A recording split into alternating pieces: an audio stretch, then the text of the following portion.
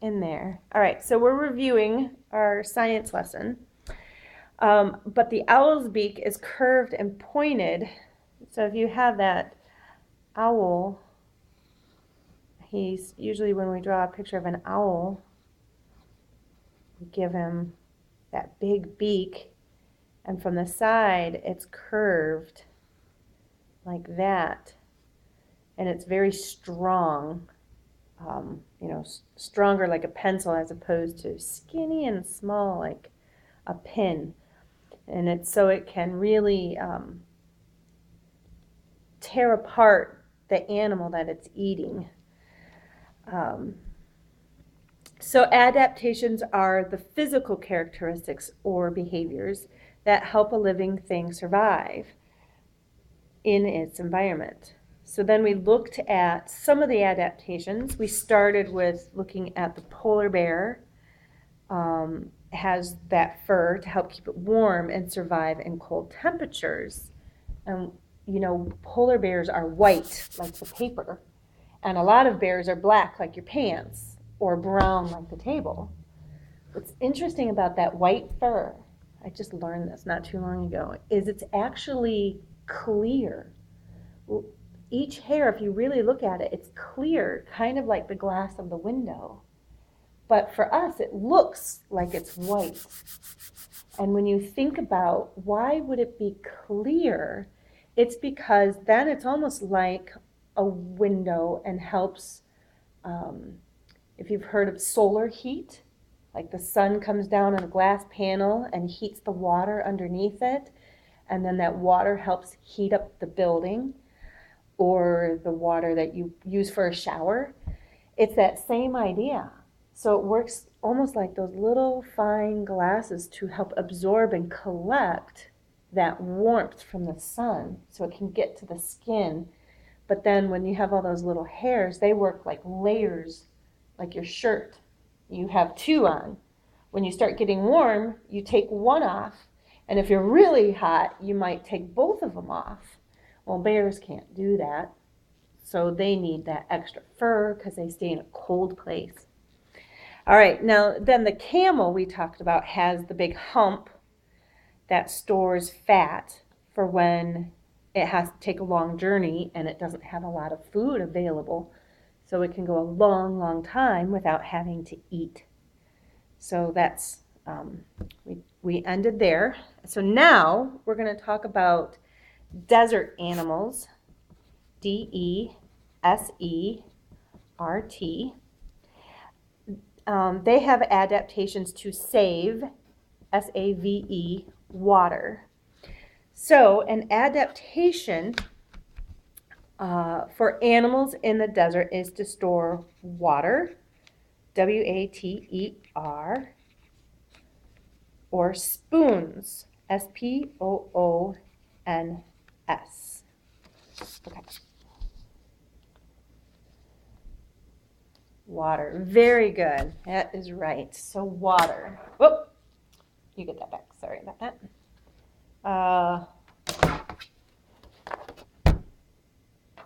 Down. Down. There you go. W. Up one. A. W-A. Water. Ter. Over. Ter. T. Okay, W-A-T-E. Very good. And what's the last letter? Water. There, excellent. Nice job. You got it. So, the desert animals have adaptations to save water. So, like a sand grouse, SANDGROUSE.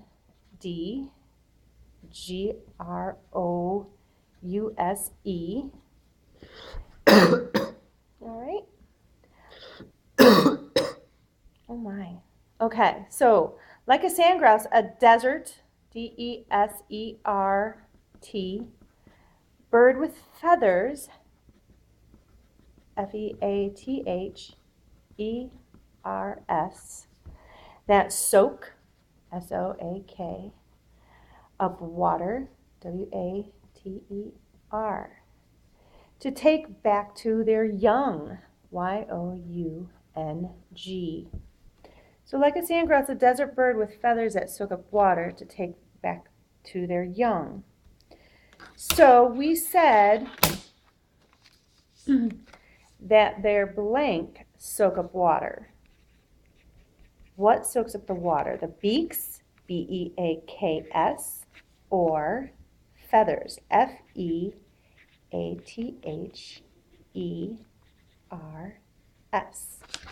Okay, I forgot to take that away from you. Which one soaks up the water? The beaks or the feathers? So like a sandgrouse, a desert bird with feathers that soak up water to take to their young. Which soaks up the water, the beaks or the feathers? Excellent. Nice job. All right, you keep that. Over, over, not that far over. Feathers. We're spelling feathers. Go ahead. F. Okay. Again. E. Feathers. Now this has a silent vowel in it, so feathers. F-E. It's a little tricky one. Do you remember what that letter could be? F-E-A. Very good. Those are hard when they put those in words. All right, next. The T. Over. There you go. Take your time. So we're up to fev. Okay, this one. Good. Fev. Looking for the Ooh, there you go. Nice job. You're so good. I think we're kind of figuring this out a little bit. Nice. All right, we've got feathers. Many mammals also have adaptations for staying cool in hot deserts. So many mammals, M-A-M-M-A-L-S, have adaptations, A-D-A-P-T-A-T-I-O-N-S, for staying, S-T-A-Y-I-N-G, cool in hot deserts, D-E-S-E-R-T-S.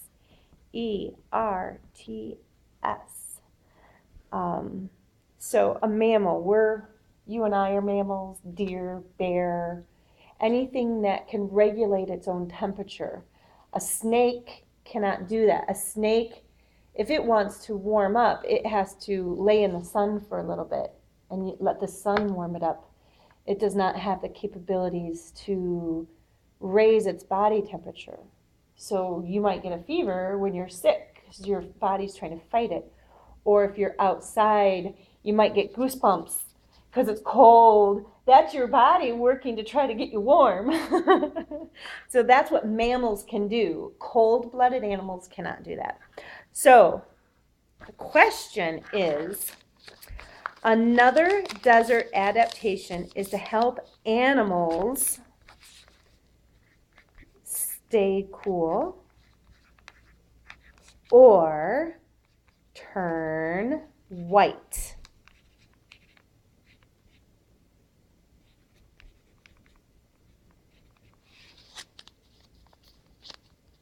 Very good. Stay cool. We want them to stay cool in the desert. So, it's a good adaptation. Let's see. Stay cool. That's what we need to spell. 2 words. All right. Good. Next, S. Stay. There. Whoop.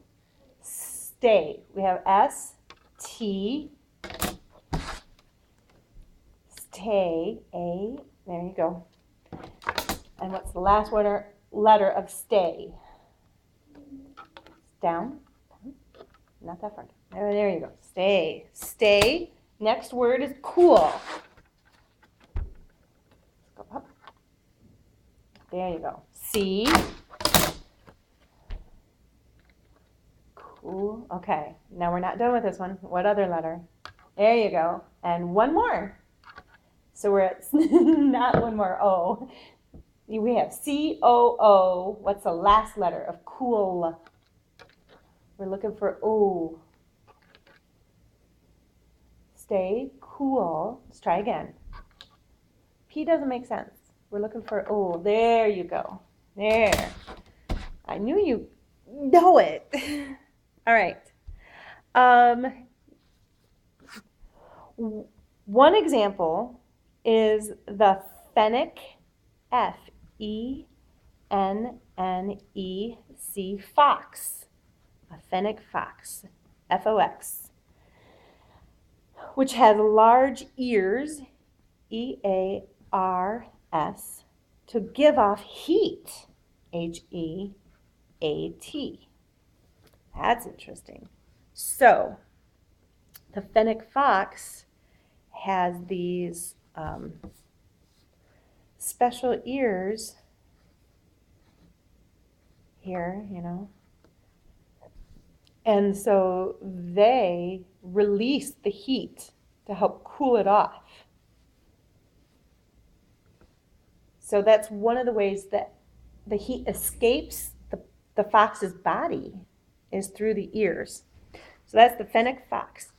So the question is, what helps the fennec fox stay cool? Ears or the fur?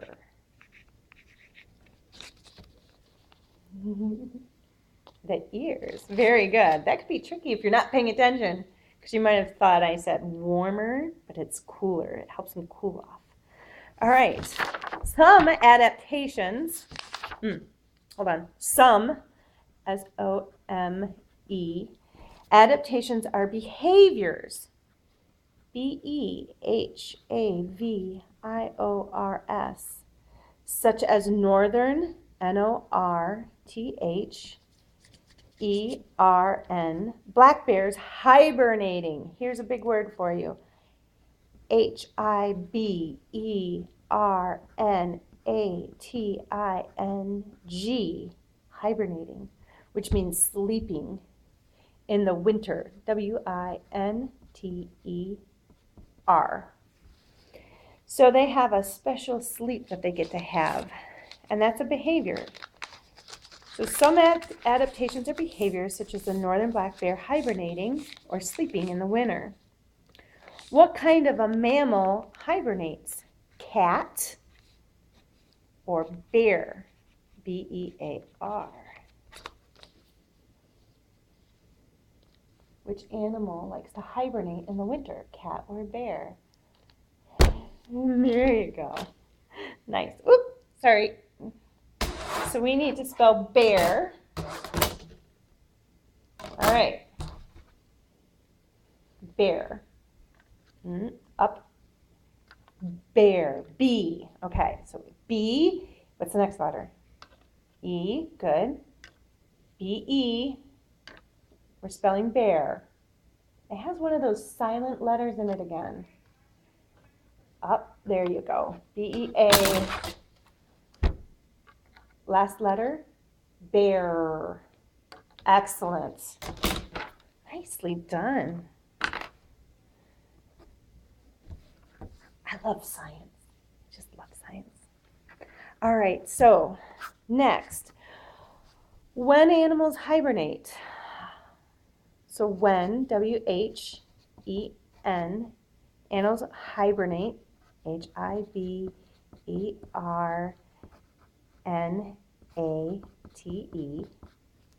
They live, L-I-V-E,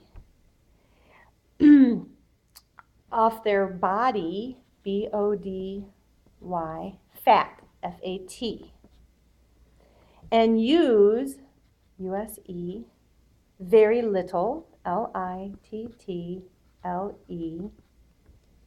energy, E-N-E-R-G-Y.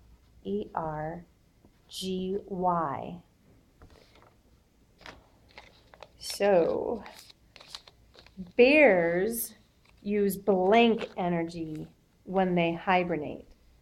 Do they use many, M-A-N-Y, energy, or little, L-I-T-T-L-E, little?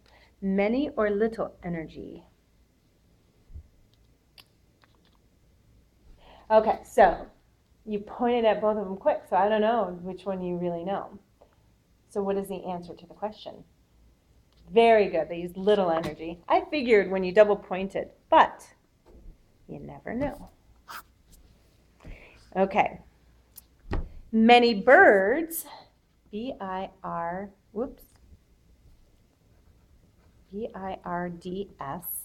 migrate, M-I-G-R-A-T-E,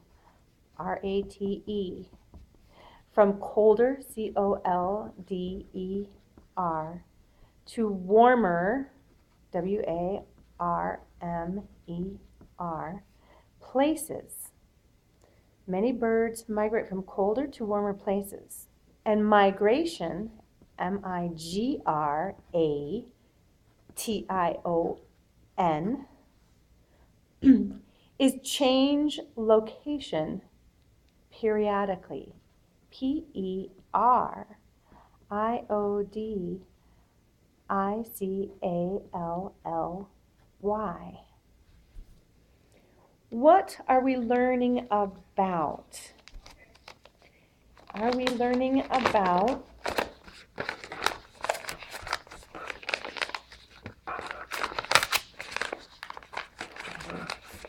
paper folding issues? Are we learning about migration, M-I-G-R-A-T-I-O-N? Or are we learning about quills, Q-U-I-L-L-S?